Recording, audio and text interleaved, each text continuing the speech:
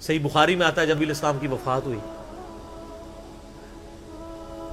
تو حضرت عمر نے تلوار نکال لی کہ میں اس کی گردن کاٹ دوں گا جو کہے گا کہ نبی علیہ السلام فوت ہو گیا۔ ان کا یہ عقیدہ تھا کہ جس طرح موسیٰ علیہ السلام 40 دن کے لیے کوہ طور پہ گئے، نبی علیہ السلام بھی ڈورمنٹ پوزیشن میں چلے گئے، واپس آ جائیں گے، کیونکہ انہوں نے نبی علیہ السلام سے سنا تھا کہ رومن اور پرشین امپائر گرے گی، تو وہ یہ فورس ہی کرتے تھے ابھی تو کیسرو کسرا کی جنگیں ہم نے لڑی نہیں ہیں، تو حضور اس سے پہلے کیسے دنیا سے جا سکتے ہیں؟ لیکن اللہ نے تو آپ کو پروفٹ بنوانا تھا نا، کہ آپ کے جانے کے بعد فتوحات کروانی تھی، تاکہ پتہ چلے کہ پیچھے اللہ کھڑا ہے۔ اپنی زندگی میں تو بڑے بڑے بادشاہوں نے فتوحات کی ہیں، نبی علیہ السلام کی تو دعوت کا کلائمیکس حضرت ابوبکر اور پھر حضرت عمر عثمان و علی کے دور میں جا کے ہوا ہے، جبکہ عرب قبائل بھی مرتد ہو گئے ہیں، تب بھی اللہ کے پیچھے سپورٹ تھی۔ والذی ارسل رسولہ بالہدی ودین الحق لیظہرہ علی الدین کلہ ولو کرہ المشرکون، اللہ نے اس کو دین کو غالب کرنا تھا۔ تو بخاری کے الفاظ ہیں، حضرت عمر نے کہا میں اس کی گردن اتار دوں گا۔ حضرت ابوبکر آئے، انہوں نے حضرت عمر کو دیکھا، اگنور کر کے سیدھا حجرہ عائشہ میں گئے، نبی علیہ السلام کے مبارک کفن کو ہٹا کے آپ کے ماتھے پہ بوسہ دیا اور کہا یا رسول اللہ آپ پہ 2 موتیں جمع نہیں کرے گا، ایک موت تو سب کے نصیب میں ہے، اب تو ہمیشہ کی زندگی آپ کو اللہ نے آخرت کی دے دی ہے۔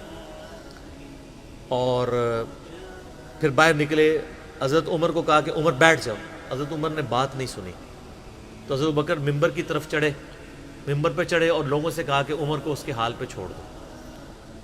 حدیث کے الفاظ ہیں کہ لوگ حضرت بکر کا ریگارڈ باقی اصحاب سے زیادہ کرتے تھے، حضرت عمر کو تنہا چھوڑ کے لوگ حضرت ابو بکر کی طرف متوجہ ہو گئے۔ پہلے وہ جو سارا میلہ ان کے گرد لگا تھا شفٹ ہو گیا، تو انہوں نے حمد و صلات کے بعد انہوں نے کہا اما بعد فمن کان یعبد محمدا فان محمد قد مات۔ سر کلیجے پہ کتنا بڑا پتھر رکھا ہوگا حضرت بکر نے جملہ بولتے ہوئے کہ جو محمد کی عبادت کرتا تھا وہ جان لے کہ محمد کو موت آ گئی ہے۔ ومن کان یعبد اللہ، اور جو اللہ کی عبادت کرتا ہے وہ جان لے ان اللہ حی لا یموت، اللہ زندہ ہے، اللہ کو کبھی موت نہیں آئے گی۔ کیا توحید کی تعلیمات ہیں! حضور کی میت کے اوپر حضور کے فضائل نہیں بیان ہو رہے، توحید بیان ہو رہی ہے۔ Point to be noted. کیوں؟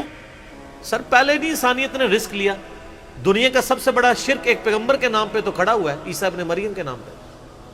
نبی علیہ السلام کو عیسیٰ ابن مریم نہیں اللہ نے بننے دیا۔ ایسے تربیت یافتہ وہ صحابہ جو کل تک آپ کے وضو کا پانی نیچے نہیں گرنے دے رہے تھے، آج وفات پہ کھڑے ہو کے فرضی خطبہ دے رہے ہیں۔ جو محمد کی عبادت کرتا تھا جان لو محمد کو موت آ گئی ہے، جو اللہ کی عبادت کرتا تھا جان لو اللہ زندہ ہے۔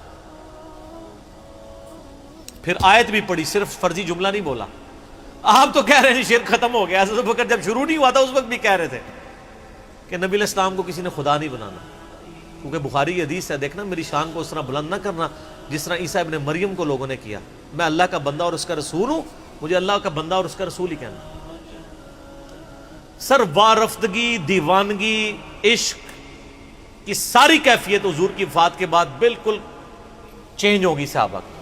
ہونا تو چاہیے تھا جو وضو کا پانی نہیں گرنے دے رہے تھے جا کے قبر کی مٹی چاٹنا شروع کر دیتے، ایسا نہیں ہوا۔ وہ تعلیمات کی باؤنڈریز کو کراس نہیں کرتے تھے۔ تو پھر انہوں نے آیت پڑھی، سورہ آل عمران آیت نمبر 144، وما محمد الا رسول قد خلت من قبلہ الرسل افإن مات او قتل انقلبتم علی اعقابکم۔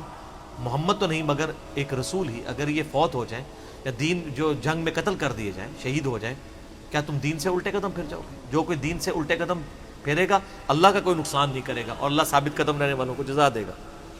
پھر سورہ الزمر کی آیت نمبر 30 پڑھی، انک میت وانہم میتون، اے نبی تمہیں بھی مرنا ہے اور ان کو بھی موت آنی ہے تمہارے مخالفین کو، پھر تم اللہ کے حضور جھگڑو گے، اللہ تمہارا فیصلہ کرے گا۔ یہ سیدنا ابوبکر کی حضور کی وفات کے وقت استقامت تھی۔ پھر جھگڑا کھڑا ہو گیا حضور کو دفنانا کدھر ہے؟ جامعہ ترمذی میں حدیث ہے، سیدنا ابوبکر کہتے ہیں کہ میں نے نبی علیہ السلام سے یہ بات سنی تھی کہ اللہ اپنے پیغمبر کو وہیں پہ موت دیتا ہے جو اس کے لیے سب سے پسندیدہ جگہ اللہ کے نزدیک ہوتی ہے، تو حضور کی جو چارپائی ہے نا اس کے نیچے ان کی قبر کھولو، وہاں پہ اللہ نے ان کو موت دی۔ پہلے صحابہ میں رائے نہیں طے ہو رہی تھی کہاں دفنانا۔ پھر سنن نسائی الکبریٰ کے اندر پورا وفات النبی چیپٹر ہے، سنن ابن ماجہ میں بھی موجود ہے کچھ حصہ اس کا۔ پھر لوگوں نے پوچھا کہ نبی علیہ السلام کا جنازہ ہوگا؟ انہوں نے کہا ہاں ہوگا۔ اسی طریقے سے تکبیر کہو اور سورہ فاتحہ اور اس کے بعد درود شریف اور اس طریقے سے 4 تکبیرات پڑھو۔ لیکن ایک فرق تھا کہ نبی علیہ السلام کو پروٹوکول صحابہ نے دیا ہے کہ آپ کی جو جنازے کی نماز ہے نا وہ جماعت کے ساتھ نہیں ہوئی۔ صحابہ نے یہ پروٹوکول دیا کہ حضور کی میت کی موجودگی میں بھی کوئی شخص امامت نہ کروائے۔ حجرے میں ایک طرف سے لوگ داخل ہوتے تھے، اکیلے اکیلے جنازہ ادا کرتے تھے، اور ڈیٹیل میں آتا ہے 2-3 دن تک جنازہ ہوتا رہا۔ پہلے یعنی مرد داخل ہوئے، اس کے بعد بچے، غلام، پھر عورتیں، اس طریقے سے سب نے جنازہ پڑھا۔ ظاہر ہے 1 لاکھ سے زیادہ لوگ تھے جنازہ پڑھنے والے۔ اس موقع پہ بھی سیدنا ابوبکر کی آپ استقامت دیکھیں، ورنہ حضرت عمر کتنے سٹرانگ اصحاب کے مالک تھے، ان کی حالت آپ دیکھ لیں۔ جب ضرورت پڑی ان کے مضبوط اصحاب کی تو کولیپس کر گئے۔ ابوبکر ہی کھڑے ہوئے ہیں، تو حضور کو پتا تھا نا میں نے مصلی پہ کسے کھڑا کرنا ہے۔ اور بخاری میں الفاظ ہیں، جب مصلی پہ کھڑا کیا فرمایا ابوبکر کے علاوہ سارے دروازے بند کر دو، صرف ابوبکر کے گھر کا دروازہ جو مسجد کی طرف کھلتا ہے، جو مسجد کا دروازہ ابوبکر کے گھر کی طرف ہے وہ کھلا رکھو، باقی سارے بند کر دو۔ تو نبی علیہ السلام کو یہ پتا تھا کہ کس لیول کا کس بندے کا یعنی ایمان ہے، اس کے اعصاب ہیں۔ اور بخاری کے الفاظ ہیں، جب حضرت ابوبکر نے خطبہ دیا، حضرت عمر کہتے ہیں میرے پاؤں میرا بوجھ نہیں اٹھا سکے، اور مجھے یقین آ گیا کہ حضور فوت ہو چکے۔ یہاں قرآن و حدیث سن کے کسی کے کان پہ جوں تک نہیں رنگتی، وہاں پہ حضرت ابوبکر کا خطبہ اور آیات سن کے حضرت عمر کہہ رہے ہیں کہ میرے پاؤں میرا بوجھ نہیں اٹھا سکے، کہ یہ تو واقعی تو قرآن کی آیت۔ اور اس میں بخاری مسلم صحیح بخاری میں الفاظ ہیں، کئی دن تک ہم جب بھی صحابہ ایک دوسرے کو ملتے تھے تو یہی آیت سنایا کرتے تھے، وما محمد الا رسول قد خلت من قبلہ الرسل افئن مات او قتل انقلبتم علی اعقابکم، کہ محمد تو نہیں مگر ایک رسول، انہیں بھی تو موت آنی ہے، تاکہ ہمیں یہ یقین آ جائے کہ حضور دنیا سے چلے گئے۔ تو یہ صحابہ کرام علیہم رضوان کی نبی علیہ السلام کے ساتھ عقیدت تھی۔ اور سیدنا ابوبکر آپ کو بالکل صف اول میں نظر آئیں گے، ٹاپ آف دا لسٹ، معاملات کو ہینڈل کرنے میں، چیزوں کو بالکل من و سنت کے مطابق ڈھالنے میں، اور ہر معاملے میں رجوع لانے کے اوپر، اور اہل بیت کے ساتھ کمٹمنٹ کے اوپر، ہر مسئلے میں آپ کو حضرت ابوبکر صدیق کی قربانیاں ٹاپ آف دا لسٹ نظر آئیں گی۔ تو بات کہاں سے کہاں شروع ہوئی، فی البدی میں تو اور گھنٹوں بول سکتا ہوں، مجھے اتنی حدیثیں یاد ہیں یہ فضائل کے اعتبار سے۔ آخر میں اصول برکت کے لیے میں وہ حدیث بیان کروں گا جو میں اکثر بیان کرتا ہوں۔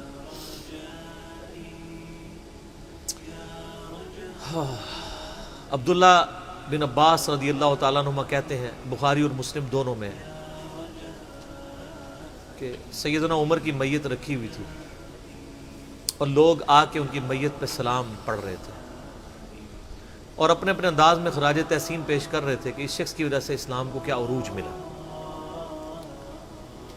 تو کہتے ہیں اتنے میں میں نے محسوس کیا کہ ایک شخص میرے پیچھے آ کے کھڑا ہوا اور اس نے میرے کندھے پہ یوں کونی رکھی، میری پیٹھ اس کی جانب تھی، اس نے کونی میرے کندھے پہ یوں رکھی، اور حضرت عمر کی میت سے مخاطب ہو کے کہنے لگا کہ اے عمر اللہ تجھ پہ رحم فرمائے، تو روئے ارض پہ ان لوگوں میں سے ایک شخص تھا کہ میری بھی خواہش تھی کہ میں ان اعمال کے ساتھ اللہ کے حضور پیش ہوتا، کہ اگر اللہ کے حضور پیش ہونے کے لیے مجھے بہترین اعمال چاہیے تو تیرے اعمال۔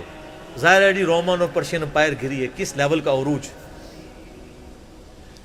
کیونکہ میں نے رسول اللہ صلی اللہ علیہ وآلہ وسلم سے بارہا سنا تھا، میں ابو بکر اور عمر داخل ہوئے، میں ابو بکر اور عمر نکلے، میں ابو بکر اور عمر نے یہ کیا، تو مجھے بڑی امید تھی کہ تم اپنے 2 ساتھیوں سے جا ملو گے، یعنی رسول اللہ اور ابو بکر کے ساتھ صلی اللہ علیہ وآلہ وسلم اور رضی اللہ عنہ۔